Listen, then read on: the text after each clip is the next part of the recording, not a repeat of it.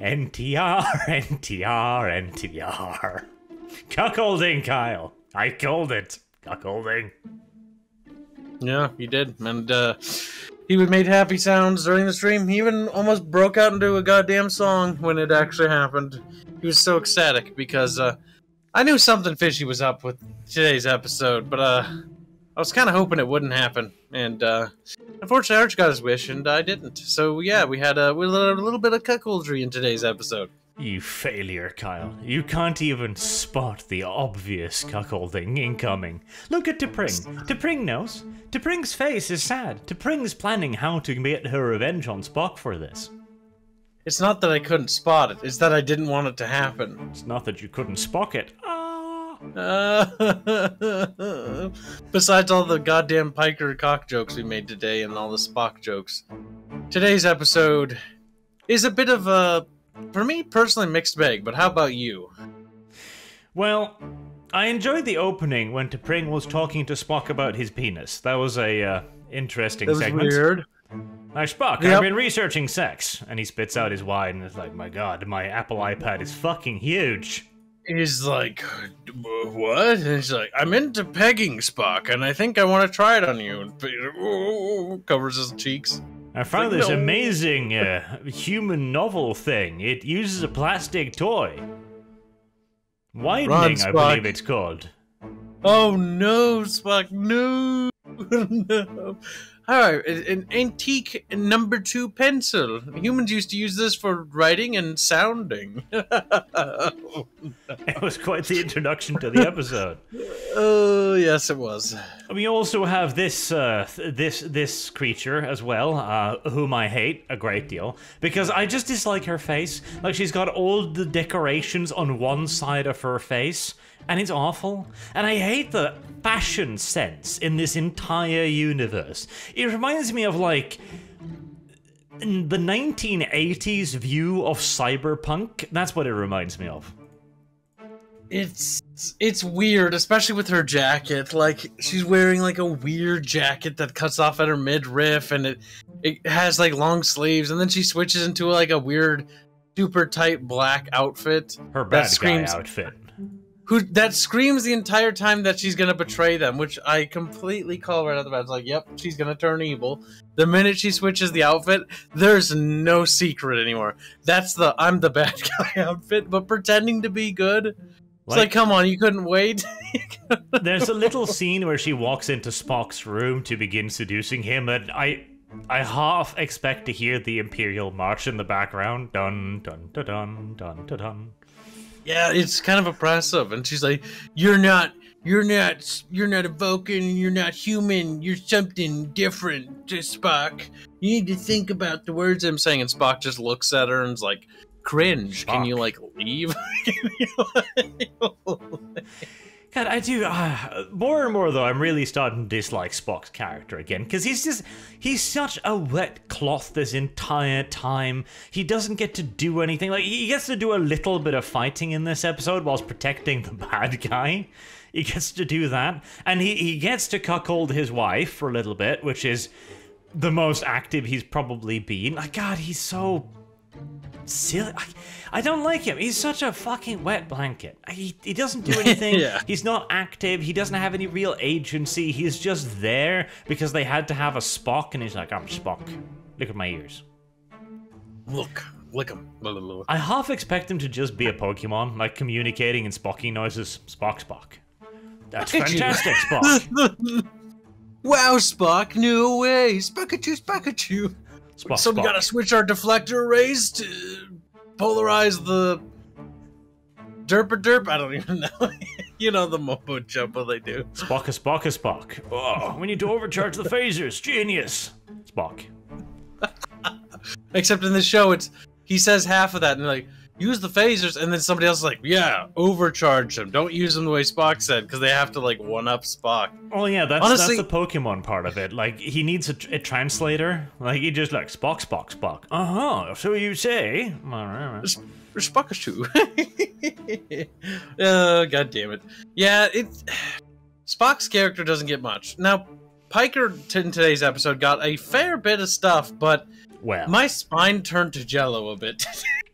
Well, see, that's the thing. So, the crew of the Enterprise fall into an incredibly obvious trap, and then is then boarded by about 7 space pirates, whilst the Enterprise's Marines, guards, security officers, security systems, blast doors, etc., all of which fail to function because, you know, Star Trek's a really stupid universe that way. And so we get introduced to this gremlin here. This is, I believe, literally the Grinch. He's green. Yeah, I mean, yes. So, I hear 40k is popular these days. I'm an orc. Bork, bork, bork. That's not what the... That's quite funny, but that's not... He's like, I'm ginger and I'm bad at cooking. That's his character. That's true. No, this is Star Trek ripping off 40k, but not quite getting it. It's like, orcs are bad guys, right? Yeah. Paint him green now. His hair is red, so he goes faster. Meanwhile, I imagine this guy's casting call, like he's just a fat ginger dude with a massive beard, and then he gets dragged like, God damn it, I'm gonna be on the new Star Trek show, it'll be amazing. And they give him this half-leathered biker outfit, and they just paint him towards a bucket of paint. Apply that. Oh, looks downcast. He's sprayed with green paint. I always wanted to be in a Star Trek show. Echoes in the distance. He's a paint into his but face. not like this. You get to be a babbling moron. No, he tries, you know, he's trying to be the captain of his crew, he's making an attempt, but then Pike, oh god, see, this, I've seen much critique of this show being that this Star Trek boldly goes where every other Star Trek has gone before it, and yeah, it really kind of is, because Piker comes up with the brilliant idea of turning the pirate crew on themselves, with the most idiotic dialogue I have ever heard. Like, you cringe internally as Piker is like, man, isn't that captain dude of yours such a terrible person? Maybe we should shoot him in the back. And the pirate just goes like, maybe I should. Now, to be fair to the show, when they did the coup to take over the ship, they technically didn't succeed because the coup is still in progress. Which, that's honestly, true. Would fail. That coup is a terrible attempt. Captain Piker. Oh god. They capture the bridge and then nothing more beyond that. Don't forget that the bridge also has a spinny wheel. Yes, the bridge does have a spinny wheel, but right now I'm busy showing the audience just more pictures of Mr. Gremlin Man. Look at how green he is. He's also chubby. And not a very good cook. That's like his character. Yes. That's what we learn. He's not very smart, he's not a good cook, he's kind of dumb. And the pirates in this episode are clearly the tool that's being used by the evil bitch, and the pirates are just literally brain dead. Like, they have no brain in this episode. They're there, but they're pain to watch. Yes. So, security officer, person, engineer, captain, science person, Spock is like, I've made it to the med bay. Luckily, it's completely unguarded by our boarders, who also haven't seized engineering, bridge, control, weapons, or anything else of import. And he gives evil chick a pistol. It's like, here, have this to betray me later. She goes, thank you, Spock. Then they go to engineering, and she does that. Yep, she betrays them as they transfer the controls from the bridge to engineering, and then they're gonna lock it down. But then it turns out, wait, we're losing control of things. And then the camera slowly pans over to her with her gun pointing at Spock. And the whole time you're like, you already knew this happened. Like, you knew this happened, but as soon as she put on the black dress and came off as an antagonist to Spock, like, you immediately don't like her because the writers are ham-fisting her character way too much here. To be fair to the pirates, though, the engineering wasn't completely unguarded, okay? There were 2 dudes there, and Nurse Chapel beat their asses because... Nurse Chapel, I guess. She's killed 4 pirates. Like, she's done more damage to these borders than the entire security department of the Enterprise. She hasn't killed them, she sedated them with coup fires. She pumped them full of COVID, Kyle. They're dead. They have at least a couple weeks before they're finally dead. But evil chick is evil, and she takes Spock prisoner, and she's like, I'm gonna use you as a hostage to convince Pringles to give up your brother. And they're like, all right. Sure, yes. Her new name is fucking Pringles. To bring...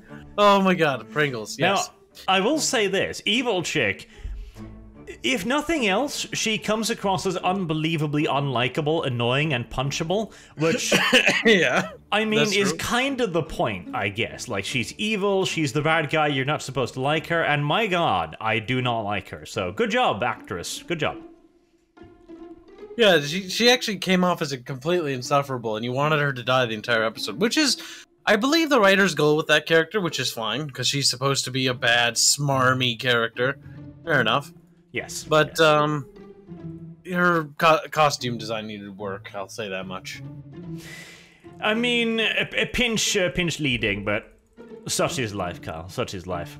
So she brings them, and she contacts Pringles, and Pringles is like, I can't give away a prisoner in my care. I'd be dishonored. Well, I'll just shoot Spock then. Damn it. Fine, fine. And so she shows up with the... Oh god, that is beautiful. She shows up with the prisoner in tow, because, you know, she's got to do it. The plot demands it. And that is when Spock comes up with his brilliant plan. Because he's like, I am putting the pieces together. This prisoner is my half-brother, Spock Zwei, or whatever his name was again. Evil Spock. Yes, there evil Spock. Spock Zwei. And... Spybuck. Cybok, yes. Cybok. Spybuck, fuck. Cybok. That sounds an awful lot like a Pokemon name, too. I imagine their conversation. Spock, Spock, Spock. Cybok, Bok. Cybok. They got fucking Pringles over there. Pringles. Oh, no. Pringles, Pringles. Cybok, Bok. Spock. Oh, today's a silly day. But, yeah. Then it also gets really dumb with the whole, eventually they're like, you know, he's like, my great plan for, you know, getting my girlfriend to not do the deal so that her honor isn't destroyed is to kiss the person, where Arch talks about cuckoldry. Yes. So he turns to Nurse Chapel and goes like, I'm sorry for any liberties I'm gonna have to take with you. It's like, my god, rape is on the horizon. And yes, yes it was. As he walks in front of the camera and goes, Pringles can. I love Nurse Chapel. And she just looks at them like, it's a bit weird. And then they start making out, which, from the Vulcan point of view, must be fairly close to bestiality as well. I just want to point that out. Like, ugh, repulsive. Disgusting. You people disgust me. It's like that meme, except the dude has a boner. Pringles. So excited. And so they do the little Vulcan thing where they point fingers at each other and they go like la la la la la, and they break their bonds of matrimony or whatever. That way Pringles doesn't have to give over Cybok, and everyone's happy. And evil lady is like, God damn it, foiled by cuckoldry again. This is the 7th time. You wouldn't think this would happen so often. I can't believe my weakness is cuckoldry. It's a very peculiar weakness. You'd think that I'd never be defeated because no one would think to use this on me, but you'd be surprised.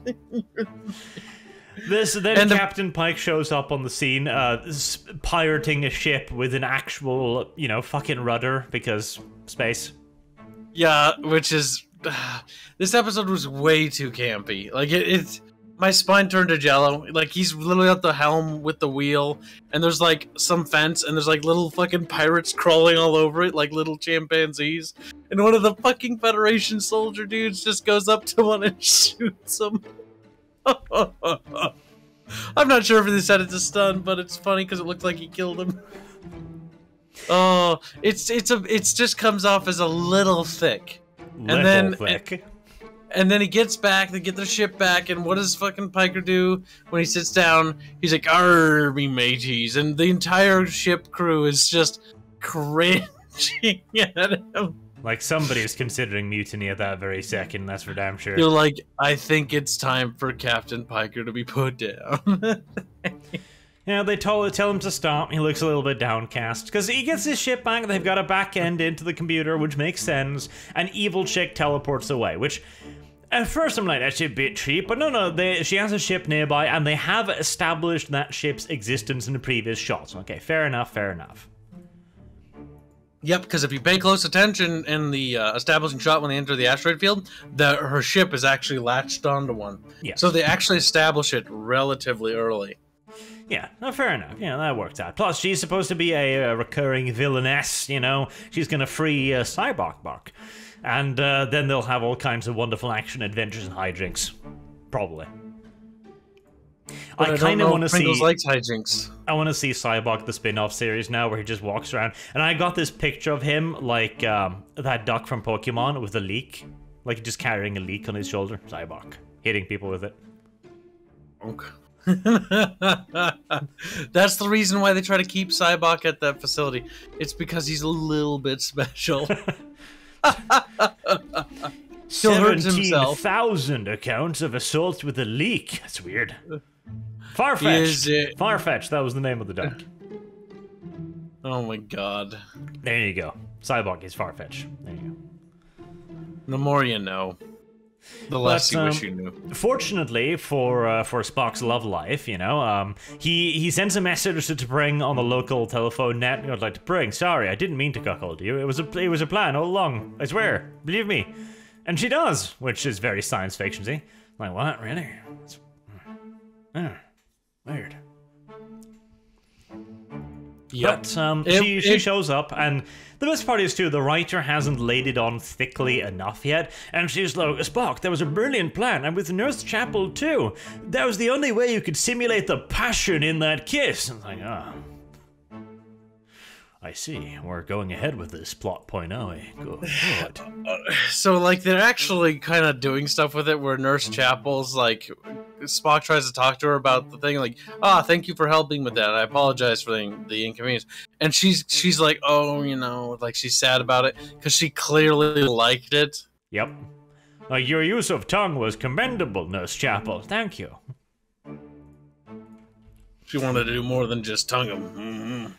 But it's all said in this very obvious manner, like, I know where you stand, Spock. You know, I know who you are. You'd never cheat on your current girlfriend. Like, See, I called it the moment I saw the two together. I was like, yep, they're gonna have the naughties. And Kyle's like, they're not gonna have the naughties. Stupid Kyle. Stupid. They shouldn't. I feel like it's just... They should and they shall. There will be alien on human genitalia action within this show's lifetime. Hopefully with Pringles and Cyborg watching. See, I kind of... Oh, God. I don't know. This episode... like, it had some really massive tonal differences. Some drastic tonal differences. On the one hand... You've got evil pirate chick who comes across as unbelievably unlikable, which is probably her point. And you've got like the halfway realistic Daya taking over off the ship, like the Enterprise is in trouble, the crew's being held captive, la la la la la la la. And then you have Piker with just the smarmiest shit-eating face on him. She's like, I'm gonna talk these stupid pirates into rebelling. He's like, Piker is so clever. Piker is so clever. Like, he even has a thing with his second in command. Like, remember this planet? We did this before. It's like, we've always done this. Like, yeah. Apparently this works consistently. He's like, this is my favorite thing to do to really dumb, fat, ginger people painted green. Piker's a bully. I do kind of like Piker's presentation, his actor. He just looks like he's having fun. Like, he's just overjoyed to be on the Star Trek set, frankly. And I do kind of appreciate that. I will say, I agree with that. Piker's, the actor who plays Piker, I can't remember his name off the top of my head. But every time, like, yeah, it's corny. Yeah, you're gonna cringe a little bit. But his performance is really good. And he comes off as this dude who's just having a good time. It's very much reminds me, and anyone who's seen the old Star Wars or the Star Wars prequels with Emperor Palpatine and the guy who played Sheev, like, it just comes off as the dude's just happy to be on set and really enjoying himself. Pretty much. I quite like him. Again, it is an enormous tonal shift and difference, which is a pinch jarring, since half the time you feel like you're watching a fairly dark, realistic show, and then the fat ginger green person comes on screen as Piker is like, I'm gonna talk your crew into mutiny. And like, you're really a smart person, you know that? It's like, yes, I am. Miss Smart Captain, you should sell us into Klingon slavery. He's like, yeah, I'd sell you into Klingon slavery. Then meanwhile, while he tells him that, like, oh, it'd be, like, that's not a very smart thing, because, like, Klingons have a nasty habit of, you know, killing everybody they deal with. He looks over at the nearest crew member and goes like, are you sure that's a good plan, Captain? Like, the extra laugh. Aye. And the crew member's like, oh my god. What the hell is going on? I feel obligated to mutiny. These nat 20s, I tell you. It is dumb, but at the same time, it's also just a fairly enjoyable romp. Okay, like after the fairly heavy-handed fry the children in their own fat of last episode, it was a nice, more light-hearted episode. You know. This one was much more lighthearted and more comedic in nature. Yes. God, I can't believe that I am actually liking a Star Trek show. It's kind of awful. I'm telling you, if you watch the other ones, no, you'd they're be like, awful, hey, Kyle. I've seen them. They're terrible. They're disgusting. And luckily, we get an entrance from a much better universe and IP here at the end. We get two, in fact. We get the orcs from 40K, and then we get Obi-Wan Kenobi at the end. Wait, Obi-Wan Kenobi? Yeah. Remind me. What? Cyborg. Oh, kill you. Minecraft. Kill yourself in Minecraft. God damn. He absolutely kind of looked like Obi-Wan from behind. He's wearing Jedi robes, he's got the fuzzy head, like, absolutely. He's like Obi-Wan. He's got quite the hefty beard by comparison, though, if I remember right. General Kenobi. Hi there. General Kenobi. Spock. Cyborg. Cyborg. Ah, General Spockobi. Oh my god. I can't wait to have the episode where they meet and they fight a bit. Like, we might have to just dub that entire episode every time they open them up. Spock,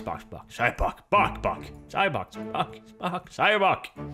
They're attempting to mate with one another. You know what would be even better? You know what would be even better? What's that? Pringles cuckold Spock for Cyborg.